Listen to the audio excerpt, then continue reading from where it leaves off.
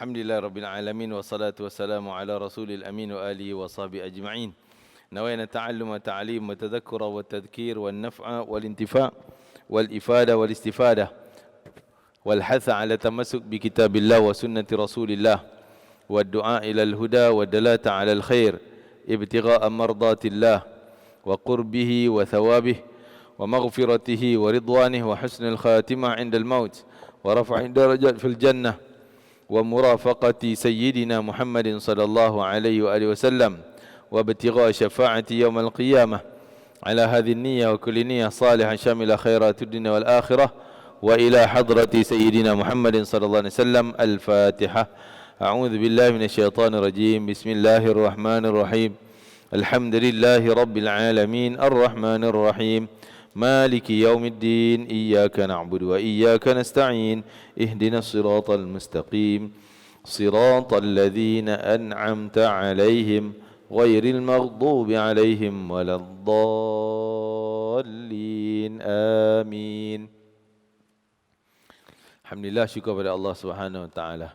Kita teruskan pengajian daripada kitab Al-Adabul Mufrad, jilid yang kedua karangan Imam Amirul Mukminin fil Hadis Imam Bukhari rahimahullahu taala. Mudahan Allah tinggikan darajat beliau dalam syurga Firdaus bersama para nabi, siddiqin, asyuhada dan as-salihin, dan kita juga mengharapkan syafaatnya, syafaat para ulama, para aulia, khususnya syafaat baginda Nabi Muhammad sallallahu alaihi wasallam. Amin ya rabbal alamin. Muka surat 78 hadisnya dan terjemahannya muka surat 80. Tajuk bab hijratir rajul, bab pada menyatakan memulau pulau, pulau kan, pulau seseorang. Boleh tak kita pulau orang, tak tegur, tak jawab salam, tak bagi salam, kan? Tak datang jemputan, boleh tak? Hadis marfu', kita tengok terjemahanlah hadisnya ataupun saya baca sikit berkat hadis. Anna Aisyah radhiyallahu anha Anna Aisyah radhiyallahu anha huddithat anna Abdullah bin Zubair radhiyallahu anhuma qala fi bai'in aw ata'in a'tathu Aisyatu radhiyallahu anha wallahi latantahiyanna Aisyatu aw la ahjuranna 'alayha faqalat ahuwa qala hadha qalu na'am qalat Aisyatu radhiyallahu anhuma fahuwa lillahi nadhrun an la ukallima ibn Zubair kalimatan abada fastashfa'a ibn Zubair bil muhajirin hina talat hijratuha iyyahu faqalat wallahi la ushaffi'u fihi ahadan abada. Daripada Auf bin Al-Harith bin Tufail, dia adalah anak saudara lelaki kepada Aisyah radhiyallahu anha daripada jalur ibunya. Jadi bukan daripada sebelah Abu Bakar. Daripada jalur ibunya, bahawasanya dia telah diceritakan kepada Aisyah, orang sampai kepada Aisyah bahawa Abdullah bin Zubair telah berkata mengenai sesuatu pembelian dan pemberian yang diberikan oleh Aisyah radhiyallahu anhuma. Demi Allah, hendaknya Aisyah berhenti atau aku akan menahan hartanya. Itu ucapan Abdullah bin Zubair. Surah Aisyah ni, jangan beli barang tu, stop, ataupun aku akan menahan hartanya. Adalah tak tahulah apa kesnya. Maka Aisyah radhiyallahu anha berkata, apakah dia cakap macam tu? Orang cerita-cerita tu sampai kata Abdullah bin Zubair cakap macam tu. Aisyah kata, betul ke dia cakap macam tu? Dia orang kata, ya betul. Aisyah berkata, ia adalah nazarku kepada Allah bahawa aku tidak akan bercakap dengan Ibn Zubair. Ni dia pulau, aku tak nak cakap dengan dia lagi dah, walaupun sepatah pun selamanya. Lalu Ibn Zubair radhiyallahu anhuma telah meminta syafaat pertolongan dengan kaum muhajirin ketika Aisyah radhiyallahu anhuma telah lama mendiamkan diri, memboikotnya pulau dia. Minta tolong orang supaya sampaikan salam, nak baik baliklah, minta maaf. Namun Sayyidatina Aisyah radhiyallahu anhuma berkata, demi Allah, aku tidak akan menerima pertolongan siapapun untuk minta ampun bagi pihaknya Abdullah bin Zubair selamanya. dan aku tidak akan mengkhianati, yakni maksud aku tak akan bercanggah dengan nazarku ni, langgar nazarku. Dia bernazar tu.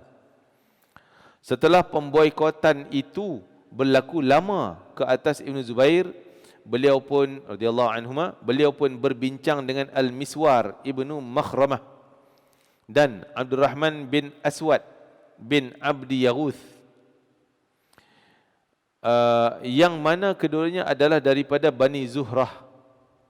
Maka Ibn Zubair berkata kepada kedua-duanya, aku bersumpah kepada kalian dengan nama Allah, hendaklah kalian berdua mempertemukan aku dengan Aisyah, cari jalan bagi aku boleh jumpa. Kerana sungguhnya tidak halal baginya untuk bernazar memutuskan hubungan denganku. Itu kata Abdullah bin Zubair, sahabat Nabi. Maka Miswar dan Abdurrahman pun membawanya dengan menyelimutkannya dengan ridak mereka. Selimut siapa ni? Tutup muka Zubair, Abdullah bin Zubair tadi ni.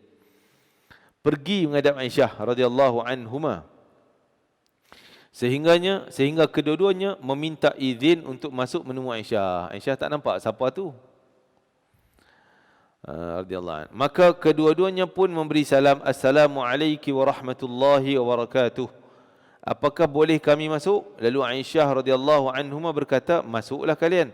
Kedua-duanya bertanya, sekalian kami wahai Ummu Mukminin, bolehkah kami semua masuk ni? Kami 3 orang. Aisyah radhiyallahu anha berkata, ya, masuklah semua. Aisyah tidak mengetahui bahawa bersama kedua tadi adalah Ibn Zubair yang kena selimut tu. Maka tak kala mereka masuk, masuklah juga Abdullah bin Zubair radhiyallahu anhu ke dalam hijab tabir, masuk dalam bilik ruang tamu. Kan? Lalu dia terus peluk Aisyah. Makcik dia kan, dia boleh peluk lah. Dia meluk Aisyah radhiyallahu anha dan merayu kepadanya sambil menangis. Al-Miswar dan Abdurrahman pun turut merayu pada Aisyah radhiyallahu anha supaya beliau bercakap dengannya dan menerimanya. Maafkanlah. Kedua-duanya berkata pada Aisyah radhiyallahu anha, sungguh engkau telah mengetahui bahawa Rasulullah sallallahu alaihi wasallam telah melarang daripada memboikot pulau. Tidak tegur siapa ni pulau. Dan bahawasanya tidak halal bagi seorang untuk dia memboikot saudaranya lebih pada 3 malam. Kan? Itu ada hadis. Maka tak kala mereka terus banyak mengingatkan dan mendesak Aisyah radhiyallahu anha, beliau pun mulai bercakap dan menangis. Lalu berkata, sungguhnya aku telah bernazar, dengan nazar itu adalah berat. Namun kedua-duanya tetap memujuk Aisyah. Dia kata, aku dah bernazar dah, macam nak langgar nazar. Maka dia pujuk juga Aisyah sehingga akhirnya Sayyidatina Aisyah radhiyallahu anha mula bercakap dengan Ibn Zubair. Kemudian Sayyidatina Aisyah radhiyallahu anha telah memerdekakan 40 orang hamba untuk membatalkan nazarnya. Setelah itu Sayyidatina Aisyah radhiyallahu anha selalu mengingati nazarnya itu setelah beliau memerdekakan 40 orang hamba. Lalu beliau akan menangis sehingga air mata beliau akan membasahi khimarnya, kain tudung. Bukan khimar. Khi bukan ha. Kalau himar keldai. Kalau khi huruf kha, kain tudung tu. Jadi nak sebutnya bahawa memang ada hadis Nabi diharamkan memulau orang Islam, saudara Islam lebih pada 3 hari. Allah bagi peluang 3 hari. Kita panas baran macam mana pun, layan panas kita cool balik sama 1 hari. Tak boleh lebih. Kalau lebih tu, dua-dua terlibat dosa. Kedua-dua wajib terlibat dosa dan wajib cari jalan untuk saling memaafkan. Itu sebab dia pasal nazar tu dia kena bayar 40 waktu ya sebab. Nazar untuk kafarah, kita sebut kafarah nazar, tak sampai 40 ekor, 40 orang. Merdekakan seorang hamba. Seorang hamba aja. Untuk bayar nazar. Tapi Aisyah ni rasa bersalah besar. Dia bagi lebih lah, buat lebih. Lebih tak ada masalah. Contoh kita nazar nak sedekah 1,000, kita bagi 2,000, tak apa. Lebih bagus lah. Kan? Jangan kurang. Dosa kecuali kita bayar kafarah. Kafarahnya apa? Yang pertama merdeka seorang hamba. Okey, kita tak ada alan tu. Yang kedua bagi makan 3 pilihan lagi. lain pada hamba tadi ada 3 pilihan. Pilihan pertama bagi makan pada bukan. It'amu 'asharati masakin min awsati ma tut'imun ahlikum aw kisun aw tahrir raqabah. Bagi makan pada 10 orang. 10 je, satu nazar, satu benda. Kalau kita nazar 2, 3, saya tak mau nazar, tak mau buat ni. Saya nazar nak buat ni, saya nak buat 3. 3 30 10 orang ya, satu nazar 10 orang miskin kita bagi makan. Okey, itu pilihan pertama. Saya kata ada 3 pilihan tadi kan. Pilihan pertama bagi makan 10 orang miskin. Dengan kadar standard makanan kita. Standard kita. Kita punya standard basmati. Nasi Arab. Contoh tiap hari kita punya nasi Arab. Kambing. Apa lagi? Yang mahal-mahal lah. Hidangan gini, hidangan tu. Buahnya macam ni. Kena pula samaratnya mai. Buah mahal-mahal. Itu standard kita. Bagi orang pun yang standard tu juga. Kan? 10 orang. Orang miskin tak boleh belajar kawan. Member tak sah. Member yang tak miskin. Jom ajak belanja makan. Tapi member ni tak miskin pun. Semua okey je. Tak sah. Kena cari. Lebih tak apa. Ini kita sebut sekurang-kurang. Contohnya kalau nak cari 10 ngam-ngam anak yatim kat madrasah tu. Ada 30 orang. Bagi 10 tak cukup pula kan, 20 lagi tergiur kan. Tak apalah, kita panggil semualah, buat kenduri semua. Dah kira sah lah, dah ada 10 orang tu. Kan? Yang pilihan yang kedua, bagi pakaian au kiswatuhum. Bagi pakaian 10 orang juga miskin. Pakaian apa? Pakaian complete set. Pakaian complete set. Kalau kita bagi baju sekolah, anak miskin sekali ya. Contoh sekolah dia pakai baju gitu-gitu, seluarnya, kasutnya, stokinnya. Beg sekali lah. Walaupun tak wajib pun beg, itu tak kira pakaian kan. Tapi nak lengkapkan pakaian sekolah, bagi sekali. Pada orang miskin juga, tak semestinya kanak-kanak.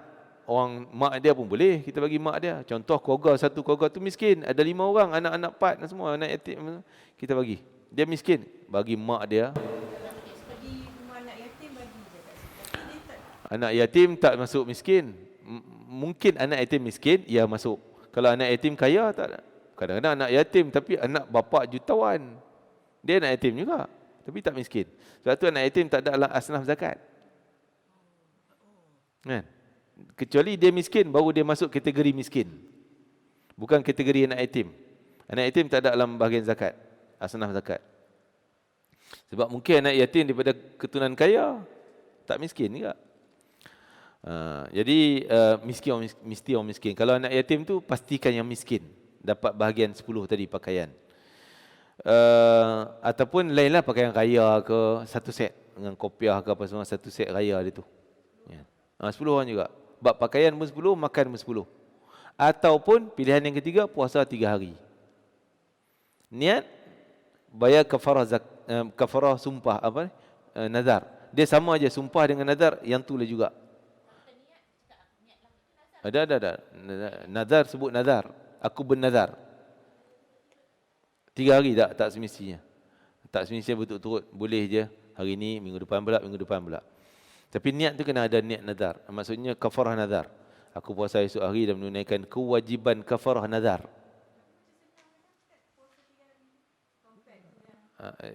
Yalah, terpulang mana yang rasa senang. Ada orang dia tak ada duit, dia bernazar tapi tak ada duit nak bagi makan, tak ada duit nak beli baju, dia boleh puasa. Ada orang puasa payah 3 hari, Allah, 1 hari sebulan pun tak dapat. Setahun sehari pun payah nak buat. Tapi buat duit senang. Buat yang mana dia mudah. Kan? Bila selagi dia tak buat, selagi itu tergantung hutang dia dengan Allah. Nazar ni macam hutang dengan Allah. Kecuali nazar yang tidak ada stop, maksudnya tidak ada expired date dia tu. Contoh dia bernazar nak buat kenduri. Aku kalau macam ni, aku nak buat kenduri jamu 10 orang. Dia bernazar nak jamu 10 orang. Jadi tak sebut tahun ni ke, minggu ni ke, hari Jumaat ni ke. Jadi benda tu tak payah bayar kafarah. Bayar kafarah pun nak jamu 10 orang kan. Dia bernazar nak jamu 10 orang. Lebih baik dia buat nazar 10 orang. Laksanakan nazar dia, bukan kafarah. Faham tak? Sebab dia punya nazar tak terikat dengan tarikh. Tak terikat dengan hari, tahun. Ha? Kan? Contoh nazar yang tidak ada date. Tidak ada tarikh. Example? Contoh, aku kalau macam ni, aku bernazar, ni nazar dia. Nazar nak buat kenduri, jamu 10 orang makan. Bila tak sebut. Ayat tu penting. Kalau boleh dikodkan, dicatat dengan apa yang dia sebut ayat tu, tulis. Dia sebut hari, tak sebut hari. Berarti sampai bila tahun depan pun, tahun ni tak jamu orang lagi, tahun depan tak jamu orang lagi, tahun yang ketiga jamu orang. Okey, selesai nazar dia. Jadi tak payah bayar kafarah. Kan? Kafarah tu kalau tak buat nazar, bayar kafarah. Sekarang ni dia bernazar nak bagi jamu 10 orang. Kafarah pun jamu 10 orang. Bila dia jamu, jangan niat kafarah. Niat nazar yang dia bernazar tu. Faham tak? Sebab nazar dia tidak ada tarikh. Tak ada expired. Tak ada tarikh mati. Kalau nazarnya tarikh mati, aku bernazar, kami malam ni contoh, saya jadi nazar saya pula. Tak, contoh kan. Saya bernazar hari Khamis ni nak buat kenduri kat Onik. Onik pula kat sini. Mak Ustaz buat. Alamak kan. Nak jamu kat sini. Hari Khamis ni. Sebut ni. Maksud Khamis ni, esok lusa ni. Mai Khamis ni tak buat. Khamis depan tak boleh. Kena bayar kafarah. Dah lepas date dia. Jadi, kalau disebut saya nak buat kenduri malam Khamis. Nak nazar, saya bernazar nak buat kenduri malam Khamis. Khamis bila tak sebut. Tak, itu yang macam tadi jugalah, tak ada expired. Khamis ni tak dapat, Khamis depan, Khamis tahun depan pun dia juga. Selagi dia hidup. Kan? 3 benda tu lah. 3 perkara, 4 perkara termasuk merdeka. Apa ni? Nazar tak boleh nazar benda maksiat sebenarnya. Tak boleh bernazar benda maksiat dan benda yang mudarat diri. Mudarat siapa pun. Seperti ni, menazar ni. Aisyah bernazar benda tu tak boleh. Walaupun dia tetap wajib bayar kafarah juga. Contoh, saya beri contoh Aisyah tadi. Dia bernazar tak nak tegur. Aku bernazar tak nak tegur. Dengan kakak, adik dan sebagainya. Itu bernazar benda maksiat. Berarti haram dia bernazar, berdosa lah, maksudnya tak boleh buat benda tu. Dia kena bayar kafarah. Tak payah laksanakan nazar dia. Batalkan nazar tapi kafarah tetap. Contoh lain. Sahabat Nabi. Contoh sahabat Nabi. Nabi tengok dia duduk tengah panas. Dan masjid ada bumbung. Nabi duduk bumbung, tengok dia tengah belakang sana, di luar masjid tengah berdiri tegak tengah panas. Nabi tengok lama tak masuk-masuk, duduk berdiri kat situ tengah panas. Kenapa orang ni? Nabi suruh tanya kenapa? Pergi tanya dia kata aku dah bernazar nak berdiri di luar masjid, tak nak bawah bumbung. Pelik nazar dia kan? Okey. Nabi kata tak, panggil dia masuk duduk tapi bayar kafarah. Berarti nazar dia tadi benda mudarat kan, duduk tengah panas, bahaya tu. Mudarat. Jangan buat. Batalkan kau punya nazar tapi bayar juga kafarah. Faham? Ada orang menazar bola menang terjun sungai. Kan? Ini nazar bodoh mungkin. Nazar benda bodoh. Mudaratkan dia. Benda tu tak ada faedah agama, tak ada pahala pun. Batalkan, bayar kafarah. Bernazar, apa lagi? Dulu ada cerita kan, kalau bola ni menang, dia nazar nak jalan kaki daripada Kuala Lumpur sampai ke Johor. Kan, JDT menang kan. Tinggal nazar dia, bayar kafarah. Wajib tinggal sebab benda tu ada faedah. Mudaratkan dia. Okey, kalau nazar, biarlah nazar benda yang pertama di sudut hukum, yang sama ada benda tu sunat ataupun benda harus. Apa benda sunat? Contoh sembahyang sunat. Saya bernazar, kalau gini-gini, saya bernazar nak sembahyang tahajud sepanjang 40 hari. Contohlah kan, dia sebut macam tu. Benda tu sunat. Bila benda sunat, dia bernazar akan jadi hukum wajib. Jadi upgrade jadi wajib. Dia wajib buat 40 hari. Okay? Kalau tak buat, kena kafarah tadi. Faham? hari dia kata nak 4 hari, tapi kalau dia langgar, dia tak buat, bayar kafarah untuk satu je lah. Ambil kafarah satu je. Satu je lah. Dia satu set lah. Kira satu nazar dia 40 hari tu. Satu set. Dia tak buat. Dia kena bayar kafarah. Yang tu jadi wajib. Pahala dia berbeza juga. Dulu pahala sunat. Pahala wajib kan lebih besar pada pahala sunat. Maka dia buat benda yang bernazar, pahala dia akan jadi besar lagi. Bolehlah kita bernazar? Boleh. Contoh bernazar. Esok ada kuliah kan? Esok ada kuliah kita kan? Contohlah kata saya bernazar esok nak datang kuliah. Memang hari tak bernazar pun datang juga kan? Cuma bila bernazar jadi wajib. Jadi wajib. Hukum pahala wajib tak sama pahala sunat. Jadi pahala bernazar besok nak datang kuliah, datang sungguh, pahalanya lagi besar daripada tak bernazar. Faham? Itu taktik helah nak cari pahala lagi besar. Kalau kita bernazar. Tapi bahaya risikonya pula tak buat. Tak mai kena bayar kafarah pula. Itu yang jadi susah kan. Contohnya macam itulah. Kalau tak datang sebab ada sebab macam tu. Kena bayar kafarah juga. Walaupun kalau tak sengaja kita kemalangan tak dapat datang, kira tak berdosa tapi kafarah kena. Pasal tak buat. Nazar. Kan? Kena bayar juga. Mencelah satu boleh soalan? Boleh celah satu? Ya. Saya pernah bercakap anak saya. Saya kata kalau ibu mati,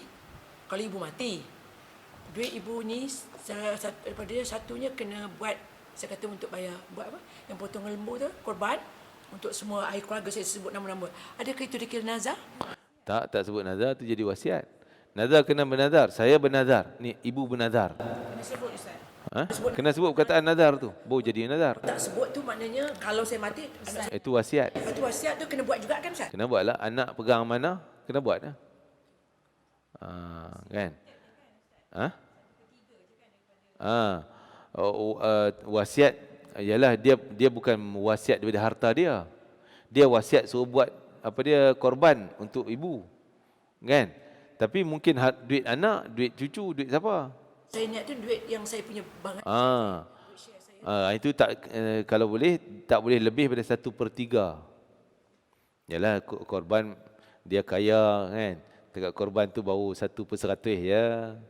Okey tak, misal kata Ustaz kan, saya tak mati lagi. Tapi saya dapat duit lah katakan daripada itulah. Saya buat yang benda yang saya buat tu, saya tak mati lagi. Itu macam mana jatuh? Tak kisah. Korban, buat korban. Tadi, ya. Korban memang sunat tiap-tiap tahun. Sunatnya tiap-tiap tahun. Dianjurkan kita buat setiap tahun. Jadi selagi kita hidup, kita buat memang amalan tu amalan sunat. Kita tak ada nazar kan. Cuma kita sebut tadi kalau mati. Mati anak kena pegang amanah lah, pegang. Mak sebut kena buat, dia buat lah. Kalau boleh jangan bebankan anak. Maksudnya kita buatlah sekurangnya sekali ke. Kita sebut buatlah sekali untuk mak korban. Kalau kita sebut buatlah korban, mungkin jadi tiap tahun. Mana tahu ada sampai masa anak tak mampu. Macam mana nak melaksanakan wasiat tu? Kan? Jadi wasiat itulah ada syarat tadi yang disebut tak lebih 1/3 harta benda kita. Jumlah keseluruhan kita ada rumah, kereta semuanya. Jumlah tu tak lebih 1/3. Dan wasiat tak boleh wasiat pada ahli keluarga dari sudut harta. Rumah ni bagi Kak Along engkau ambil kereta aja. Nilai tak sama tu. Ni si abangnya ambil kereta. Lepas mati rumah ni Along punya. Ni adik punya. Tak boleh. Tak adil. Kan? Tak boleh. Batal wasiat tu. Dia tulis dia sebutnya tu. Dia tak boleh lah. Di sudut hukum tak boleh wasiat harta. Dia akan terus automatik jadi faraid. Balik pada faraid. Tak boleh ikut. Tak ikut. Tak boleh berdosa kalau ikut. Kalau buat berdosa. Kalau dihibah yang saya, hibah lah cerita. Itu pun tak boleh juga saya, tak fair. Hibah masa hidup. Tak boleh kait mati. Dalam masa hidup. Masa hidup. Itu tak fair juga saya kalau dia kata anak. Tak hidup masa hidup fair tak fair memang adil lah. Terpulang buat duit kita. Duit kita nak bagi kat Along ke, nak bagi kat Angah ke, adik ke. Tapi tidak memberikan bekas kepada anak itu. Kenapa? Yalah mungkin ada sebab lah. Kita pun kena pandai-pandai lah adil anak tu pula dari sudut keadilan anak. Kita kena pandai lah. Dengan jarak sangat lah saya. Jangan nampak sangat. Apa dia tadi soalan ni? Tak, apa dia? Jadi tak perlu ada penama hibah semua, tak boleh. Penama hibah. Maksudnya kita letak pada nama anak kita, tapi bila kita dah meninggal, kan ada sekarang ada penama. Penama ni sekadar pengurus, kan? Maksudnya kita meninggal, dia bertanggungjawab untuk uruskan secara faraid. Bukan make duit kat dia. Macam kita penama KWSP, saya tahu dekat tu lah kan. Penama tu bukan duit pergi kat dia. Tapi dia wajib menguruskan. Dia keluar duit kita, dia uruskan faraid. Tu penama. Bukan duit pada dia. Kalau duit pada dia, tu dia diwasiat. Kita wasiat duit ni pada Along. Tu tak boleh, batal. Sebab dia ada bahagian faraid. Ustaz, faraid tu pun kalau kita masih hidup, kita cakap untuk faraid. Tapi kalau kita cakap faraid ni untuk sama harta, tak diikut faraid. Boleh? Tak boleh. Kecuali persetujuan semua ahli waris. Persetujuan masa saya kata. Persetujuan bukan waktu hidup. Waktu kita hidup. Nak faraid apa, kita duit kita lagi. Cuma bolehlah kita ajak. Boleh tak Along, nanti ni bagi sama kata. Engkau pakatlah. Tapi persetujuan tak ambil kira waktu tu. Mungkin waktu tu budak-budak kan, mungkin remaja, okeylah mama, tak kisah. Tapi bila dah kahwin, lain-lain macam pula. Kita mati, dia dah kahwin. Oh, mana kita tak boleh, masa kita hidup, kita tak boleh cakap ya, kecuali begitu saya. Cakap boleh, cuma persetujuan tu yang mahkamah akan ambil kira, iaitu setelah kita mati betul-betul. Matilah baru tanya, Along macam setuju tak nak bagi sama rata semua 1,000? Angah setuju, sign. Semua sign setuju, baru bagi sama rata. Atas redha pewaris. Kalau seorang je tak setuju, 5 orang setuju, seorang tak setuju, yang keenam tak boleh. Kembali pada faraid. Sampai meninggal. Hidup tak boleh, mahkamah tak boleh ambil persetujuan. Mana setuju? Persetujuan tahun 2022 masa kita hidup lagi. Meninggal tahun 2024. Maknanya kita tak boleh. Cakap Kita cakap kat dia. Tak minta macam tu lah. Dia berhak je untuk kata kita bercakap hari ni dalam setuju, semua setuju. Mai besok dia berhak je kata tak setuju. Boleh. Dia tak berdosa. Walaupun kita ada betul dia. Okey, kau setuju ni bagian ni. Ya. Ni budak mati esok mesti ikut ni. Boleh? Boleh macam mana? Apa yang bolehnya? Kita buat persetujuan tulis. Benda ni akan batal bila kita mati. Ikut persetujuan yang mati. Jadi kalau gitu Ustaz, macam kita tak boleh ada perancangan lah. Kita boleh perancangan, terpulang kok dia orang mau juga. Maksudnya kita, ibu bapa, Yalah kita yang nak bagi kepada ni, tak boleh buat gitu lah. Anak-anak nanti akan buat. Ya, anak akan buat jadi harta faraid. Kalau nak bagi sungguh, bagi sekarang jadi hebah. Tapi duit tak ada, nak bagi macam mana? Duit tak ada. Kalau bagi awal-awal nanti dia orang tinggalkan mak. Itulah. Sebab tu hikmahnya faraid. Faraid tak urus waktu kita ada. Takut, bimbang je anak dapat duit, habis kita merempat ke bawah jambatan. Kan? Boleh jadi. Biar. Jangan kita peduli pada bahagian anak. Engkau pegang hukum agama. Selesai dengan faraid. Jangan kita runsing ni bila kita mati anak macam mana. Anak Allah ada, dia pandai-pandai jaga diri sendiri. Kita jaga kita. Amalan kita tak cukup lagi. Akhirat kita tak cukup. Harta kita tak sedekah lagi. Buat yang tu dulu. Kan? Sebaiknya semasa kita hidup kita buatlah, bagilah kalau nak bagi. Kalau nak bagi masa hidup tu jadi hebah. Itu takkan termasuk dalam harta faraid. Anak pula kata, "Oi, ni mama bagi masa kau hidup, ni dah mati, ambil balik jadi faraid." Tak boleh. Bila dah bagi hidup, dah persetujuan semua, agreement tukar, kalau nama dah tukar nama, dah jadi hak dia. Bila jadi hak dia, bahaya pula. Dia boleh halau mama keluar dari rumah ni. Rumah ni saya punya dah. Habis. Lebih baik kita tinggal untuk faraid. Allah ada. Allah jaga dia orang. Hukum ada. Dia ikut hukum. Tak ikut hukum, engkau tanggung dosa. Mama tak dosa dah. Kita duk sibuk apa lepas mati? Kita dah sibuk dalam dah. Kan? Jangan. Wasiat Ustaz, dia bukan saja harta benda kan? Yalah. Umum. Nanti kita bicara tadi, dah skop kita kecil tentang wasiat harta lah pula. Wasiat jaga semayang, yang tu tak terlibat lah. Ke anak wajib lah. Maksudnya boleh buat wasiat pada anak. Jaga semayang nanti jaga abang adik hubungan, tu wasiat tak dia ambil kira bab harta, kan. Saya tak terfikir pula yang Mana? orang kata wasiat bukan saja harta benda. Yalah. Tengok dalam TV kan, saya terfikir, betul. Wasiat umum. Wasiat, saya berwasiat untuk pegang agama Allah, ikut ahli sunnah wal jamaah, jangan ikut wahabi. Itu wasiat kita. Boleh ni? Boleh. Kalau dia buat benda lain, dia berdosa lah. Kalau wasiat tu bertepatan dengan syariat Allah, wajib dia orang taat. Tak beratkan dia. Dan wasiat kalau bercanggah, masuk wasiat benda dosa maksiat, wajib anak tinggalkan. Aku wasiat, duit ni nanti bagi ke pub disco tu. Kan? Tu wajib. Kalau yang tak elok, maksudnya tak perlu ikutlah walaupun Wajib tinggal. Kesian pada arwah mak. Kalau dia buat juga, berarti mak dia pun dapat dosa, anak pun dapat dosa. Menanggung. Ya. Tadi kita tu apa tadi ya? Tentang apa? Terlupa benda ni. Nazar tadi ya, nazar. Nazar benda yang sunat akan jadi wajib, benda harus pun akan jadi wajib. Apa benda harus? Benda harus. Kita bernazar bernazar apa? Benda harus. Ya, jamu makan orang. Buat kenuri. Kenuri benda harus. Kan? Benda bagus ni. Jadi kalau kita benda yang harus, kita bernazar akan jadi pahala, jadi wajib. Semua nazar akan berubah jadi wajib. Sebab tu tak boleh bernazar benda maksiat. Kalau nazar benda maksiat, tak akan jadi wajib, malah jadi haram. Ya? Seperti nazar ni, dia wajib batalkan. Itu Sayyidina Aisyah rasa bersalah sangat, dia bayar 40 merdekakan 40 hamba. Patut nazar tadi satu orang je, dia hantam sampai 40, kan. Maksud lebihlah dia bagi tu. Jadi kesimpulan kita pada tajuk, boleh pulau tak? Tak boleh. Pulau dibenarkan sekadar 3 hari. Tak catat dosa lagi. Contoh kita geram dengan dia, tak nak tegur. Geram dengan suami ke, geram dengan anak ke, tak nak tegur. Boleh 3 hari je. Lepas 3 hari, dua-dua menanggung dosa. kalau seorang dia bertegur tapi seorang tak nak menjawab. Yang tak menjawab tu berdosa, yang menegur tu dah selesai dosa dia. Diampun, dapat pahala.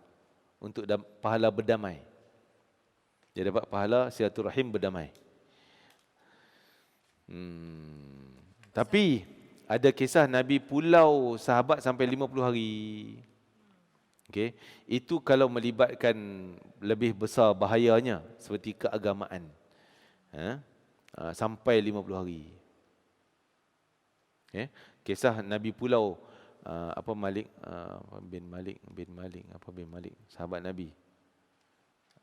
Allahu Akbar. Ada seorang sahabat Nabi, Ibnu Malik, dia tak pergi perang Tabuk. Dia bukan orang miskin. Ada dua orang hidup biasa, sederhana lah, orang yang ada kemampuan. Dan dia baru beli seekor kuda lagi. Jadi ada 2 ekor kuda. Patut 2 ekor kuda boleh sangat nak pergi, tinggal seekor kenderaan kat rumah, seekor jalan. Tapi waktu orang Nabi isyarkan nak pergi perang Tabuk, dia jadi ragu-ragu. Nak pergi tak pergi, nak pergi tak pergi. Duduk dalam rumah tu termenung, nak pergi tak pergi, nak pergi tak pergi. Nabi dah siap. Nak pergi tak pergi, Nabi dah jalan. Dia kata tak apa jalan pun, aku nak fikir lu pergi ke tidak. Sebab dia kata aku boleh pecut dengan kuda aku. Sampai dah agak lama kan. Agak-agak Nabi dah jauh, dia dah jadi sejuk lah. Malah nak pergi.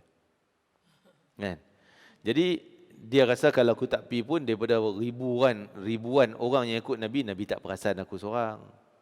Dia sebut macam tu, Nabi sebut nama dia. Nabi kata, mana?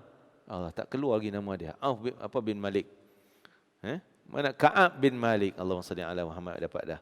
Ka'ab bin Malik. Mana Ka'ab bin Malik? Nabi daripada ramai-ramai tak datang, Nabi tanya nama dia. Dia baru sebut, dia kata Nabi tak perasan pun, aku seorang je. Tak tahu Nabi sebut Ka'ab bin Malik mana? Ada seorang sahabat bangun, ya Rasulullah, kami nampak dia ni, dia lebih sayang harta benda dia daripada jihad fisabilillah. Sayang kuda dia daripada datang jihad. Dia tu macam munafiknya tu, kan? Maka terus bangun sahabatnya lain. Jangan cakap macam tu. Dah ada ya Rasulullah, kami nampak dia. Sebab bila kawan tu cakap tadi macam tu, Nabi dah berubah muka.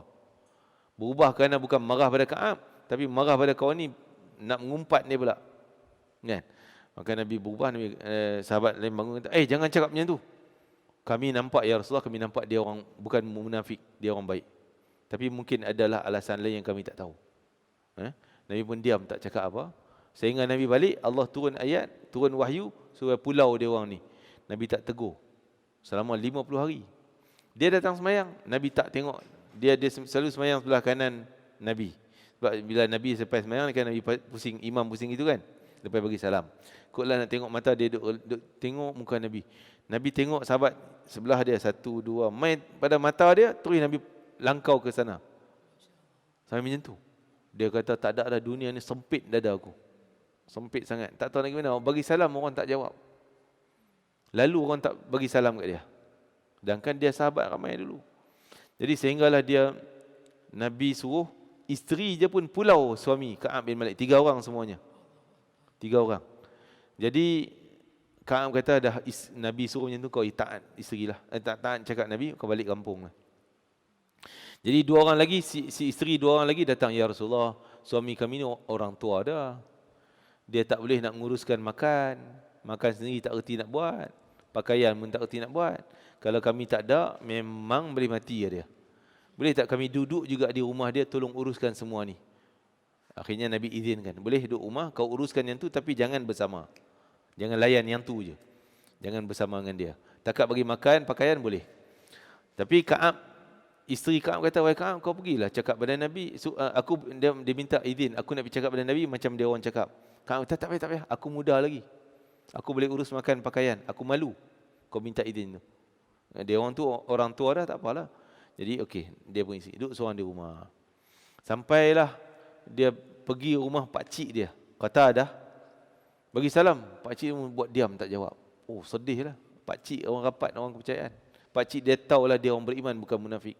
Tapi tak mau jawab juga. Kan? Akhirnya dia sampailah hari ke-50 turun ayat Al-Quran.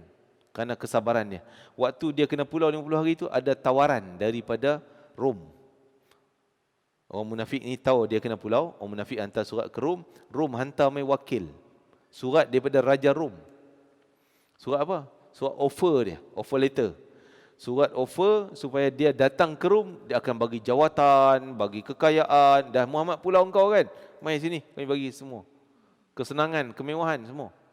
Tapi kena ikut Rom lah. Jadi munafik lah. Dia pegang surat tu, surat macam ni. Terus dia koyak-koyak, campak.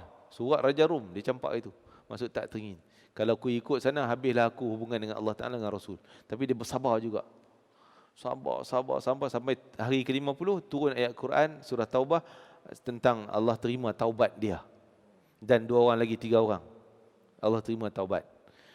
Nabi baru je baca ayat tersebut, baru turun, sahabat lari pergi rumah. Ya Ka'ab, abshir, berita baik wahai Ka'ab, berita baik. Oh, dia pun seronok, kata Nabi dah baca ayat tersebut. Dia hadiah baju pada orang yang bagi berita tadi. Dia pun datang pada Nabi, semua orang ucap tahniah Ka'ab, tahniah. Allah turun jawapan tentang taubat kau wahai Ka'ab. Kan? Seronok. Semua orang sayang pada Ka'ab, tapi dah kena pulau, semua tak tegur lah. Sampai Nabi pun peluk dia dan sebagainya. Menandakan Allah terima taubatnya.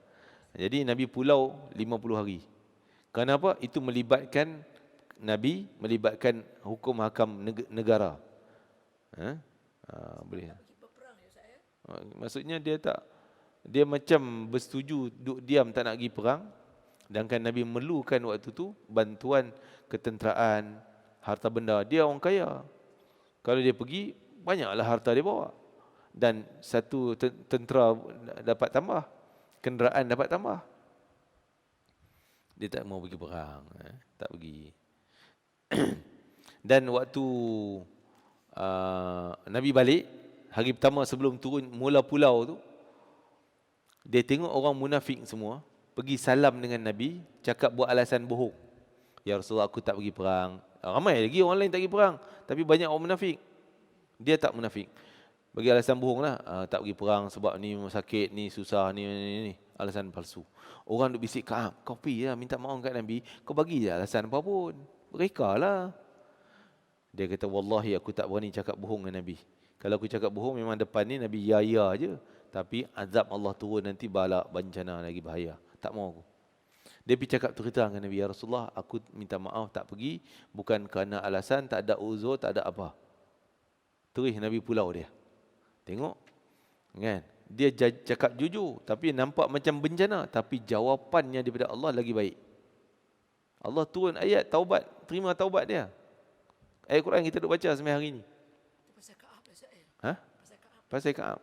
Kaab dan 2 orang lagi lah. Semua dia orang bertiga tak pergi. Yang 2 lagi orang tua, dia seorang muda. Kan? Jadi itulah, kadang-kadang kita ni Allah bila sayang seorang hamba, Allah mungkin bagi dia ujian yang berat.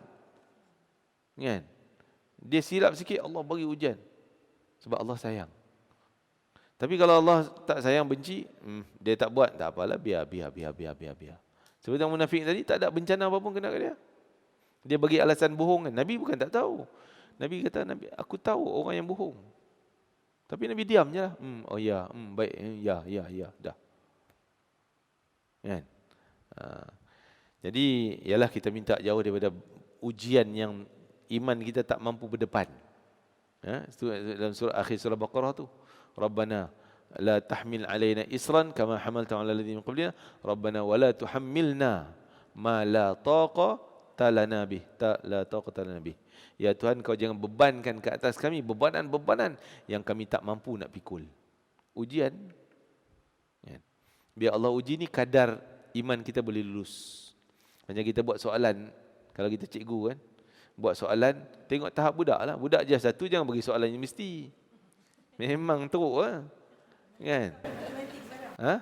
Saya pun Tu, ha? nak ajar dia pun susah. Kan? Soalan berat sangat. Jadi kita minta Allah bagi ujian kat aku ni, ujian yang iman aku boleh lulus. Jangan uji sampai iman gagal. Ya, diringankan. Ustaz, satu soalan Ustaz. Saya tak faham macam mana kata pergi berperang tu bawa harta itu, bila-bila dah kalah menang kita dapat kumpul harta.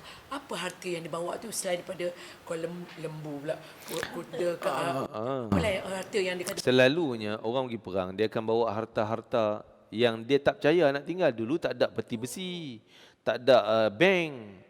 Nak simpan emas dia kat mana? Simpan kat rumah. Balik lenyap lah, isteri dia kahwin lain apa. Kan? Selalunya macam tu. Mungkin orang curi ke rampai dalam rumah dia. Jadi lebih baik dia bawa, dia rasa lebih selamat. Tu harta rampasan perang. Terutama orang kafir. Sebab tak ada orang yang jaga amanah, jaga harta. Mana boleh percaya? Jiran lagi tak percaya, abang adik lagi tak percaya. Bawa. Dari segi tu diorang tak percaya sama dia orang pula ya. Iyalah, memanglah. Dia mana ada hukum hakam amanah, dosa apa semuanya. Jadi sebab tu Nabi pemegang amanah, disebut Al-Amin tu. Sebab apa? Sebab zaman Nabi, orang nak pergi mana pun orang akan tinggal emas kat Nabi, kat rumah Nabi. Sebab dia tahu dah dia ni orang amanah, balik mesti dapat 100%-nya. Kalau tinggal kat orang lain, balik mai tinggal 50%, tinggal 30%. Dia orang guna. Walaupun dia tak curi, dia kata minta maaf, aku terpaksa guna, tak ada duit pasal aku guna. Nak buat macam mana lagi, dia dah guna. Tak dapat balik dah. Jadi tinggal pada Nabi je selamat. Sebab tu bila Nabi nak hijrah ke Mekah, ke Madinah, Nabi suruh Sayyidina Ali tidur atas katil dia. Tujuan bukan nak menipu bagi dia orang nampak macam Nabi duk ada. Kerana bawah katil Nabi tu harta, amanah orang. Suruh Sayyidina Ali jaga tu. Saya macam tu sekali. Kan? Satu lagi Ustaz, soalan. Selalu dikatakan Nabi Muhammad tu makan itu kurma, tak ada makanan. Tapi dari segi lain macam Aisyah dia bagi makan, ada duit. Aisyah tu bersangkut pada bapak dia. Jadi saya tengok macam Nabi Muhammad dia kata makan cuma macam ala kadar, tapi dari segi lain Nabi Muhammad ada harta ini. Jadi apa dikatakan Nabi Muhammad tu miskin Ustaz? Saya tak faham cerita itu. Dia bukan miskin, tapi tak berkumpul harta mewah. Dia ada harta banyak dapat. Macam rampasan perang Nabi dapat banyak. Tapi Nabi tak kumpul. Bukan macam kita simpan. Dah 1 juta jadi 2 juta, 3 juta. Nabi dapat 1 juta, dia edah. Lepas tu tak ada lah. Yang Bahagian dia. Nabi masa yang tertentu tu dia kena buat apa benda tu, dia bayar tu, dari mana duit dia dapat, sedangkan kadang-kadang sahabat bagi, kadang sahabat tolong. Contoh Nabi pun sampai ke gadai baju besi. Maksudnya time tak berada lah. Bukan nak menunjuk kehinaan kerana tak ada duit, tapi Nabi Allah akan buat Nabi tak ada duit kerana nak ada hukum. Tak ada duit, boleh hutang, boleh gadai, boleh gini, boleh gitu. Makan tu pula saya cuma kata kurma boleh bagi. Nabi tak pernah makan mewah-mewah. Makan sekadar nak lapik perut, kenyang sudah. Janji ada benda masuk. Kita nak makan kena serve gini, kena ada bunga gitu, gini kan. Kena ada warna letak macam ni cantik baru boleh makan. Kan? Jadi masa kita nak serve benda tu boleh buat 20 rakaat sembahyang. Kan? Habis masa tu. Nabi dah, yang penting makan, nyap. Ada kurma, ada daging, ada roti. Tak songeh, kita alamak roti je. Tak ada cicah kuah apa tak nak lah. Nak cari yang lain, kan? Kita orang kata cerewet. Buat makan cerewet sangat. Jadi merugikan masa kita ibadah dan juga mungkin menghina makanan yang kita tak nak. Boleh jadi macam tu. Nabi tak, aku lapar, janji ada makanan. Nyap, sudah lapar cukup. Hilang lapar, jalan. Buat kerja. Lapar cari lagi. Apa yang ada. Kita yang ada tak cukup. Nak cari yang tak ada. Pergi cari. Saya tak kata ke orang lain, saya juga macam tu kan. Zaman hidup kita macam tu. Sebab tu kita hidup ni melayan kemewahan dan kehendak nafsu. Tu kekalahan, lemahnya kita ni. Kita layan nafsu. Tak sedap macam ni. Nak cari yang lain yang baru sedap. Nabi bukan kira tak sedap. Kira ada boleh isi perut, jalan sudah. Kan? Sebab tu kita tengok, bila tengok orang soleh ni, dia tak kisah. Hidang macam tu, ada yang boleh makan, dia makan. Hidang mencalik, dia makan juga. Kan? Dia tak songeh, ni je. Tak ada yang ni, tak ada ke sambal, tak ada ke ni, tak ada ke... Kita banyak urusan. Yalah, urusan keagamaan dia. Kita pun walaupun banyak urusan, sibuk macam mana pun, tengok orang isteri hidam macam ni, you masak ni je, tak ada ke yang tu, yang ni, kan? Songeh juga. Tu melayan nafsu kita. Melayan nafsu. Tapi Nabi tak ada lah peluang nak layan nafsu. Hanya sekadar keperluan. Bukan nafsu. Satu hadis ya kita ni. Kan, satu lagi hadis. Satu lagi ya. Ya. Bab hijratul muslim, menyatakan memulau seorang Islam. Tadi pun lebih kurang ya, semulau lebih kurang lah. Kan? Daripada Anas bin Malik radhiyallahu anhu bahwasanya Rasulullah SAW bersabda, jangan kalian saling benci membenci. La tabaghadu, saling benci-benci. Wala tahasadu, saling dengki mendengki. Wala tadabaru, jangan saling berpulau-pulau, musuh-musuh. Engkau tak tegur aku tak nak tegur engkau. Kau tak nak datang, aku tak nak datang pada engkau. Wa kunu ibadallahi ikhwanan, jadilah kamu hamba Allah yang bersaudara walaupun bukan tali darah. Wala yahillu lil muslimin, tak halal bagi mana-mana muslim an yahjura akhahu, memulau saudaranya fauqa thalath layalin, lebih pada 3 malam. Marah macam mana pun tak tegur, okeylah layan, bagi cool, nak bagi reda ni, ambil masa lah 3 hari. Lebih 3 hari dah berdosa. Walaupun kita tak bersalah, dia yang mula dulu. Dia yang pulau kita. Kita pun geram juga, tak nak tegur. 3 hari ya Allah bagi peluang. Kalau kau tak balas, tak berdamai, dua-dua salah, dua-dua berdosa. Walaupun dia yang mula, kita pula terlibat, dua-dua dosa. Habis itu nak selamat daripada pulau, bagi salam. Sekurang-kurangnya. Assalamualaikum. Dia dosa. Kita dah bagi salam, selesai. Kan? Tapi esok cuba lagi, lusa cuba lagi kan. Bila-bila ajalah ada masa cuba. Jadi itu menunjukkan bahawa dilarang kita bermusuh-musuhan. Jadi memang kita inilah kan, kita dah PRU, kita dah calik dah jari, kita dah hitam dah ni kan. Jangan sampai marah buat dia ni jiran kita dulu pakai warna tu, kita warna lain. Tak nak tegur sampai banyak hari dah tak nak tegur ni bahaya ni. Dah lah dia nak pangkah apa dia punya pasal. Mungkin kita kata dia salah, kita betul, tapi tetap jangan bermusuh, jangan pulau, jangan apa semua. Assalamualaikum. Kan? Walaupun dalam ni macam tak boleh nak maaf kan. Geram tu ada lagi, geram. Assalamualaikum. Sabar. Kan? Buat sabar. Sabar. Pukul 2 lagi kita tengok.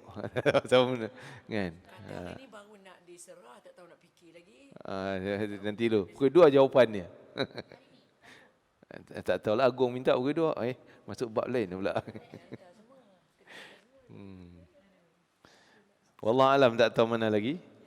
Kita berhenti kat itulah tanda Nanti kita sambung hadis seterusnya. Masih dalam bab pulau orang Islam. Boleh tak boleh tu? Kesimpulannya tak boleh lebih daripada 3 hari. Rabbana taqabbal minna innaka antas samiul alim wa tub alaina innaka antat tawwabur rahim. واختم لنا بالحسنى وأنت راض عنا في خير ولطف وعافية برحمتك يا أرحم الراحمين ربنا هب لنا من أزواجنا وذرياتنا قرة أعين واجعلنا للمتقين إماما وصلى الله على سيدنا محمد وعلى آله وصحبه وسلم والحمد لله رب العالمين تقبل الله منكم تقبل يا كريم سبحانك اللهم وبحمدك أشهد أن لا إله إلا أنت أستغفرك وأتوب إليك بسم الله الرحمن الرحيم والعصر إن الإنسان لفي خسر إلا الذين آمنوا وعملوا الصالحات وتواصوا بالحق وتواصوا بالصبر تقبل الله منكم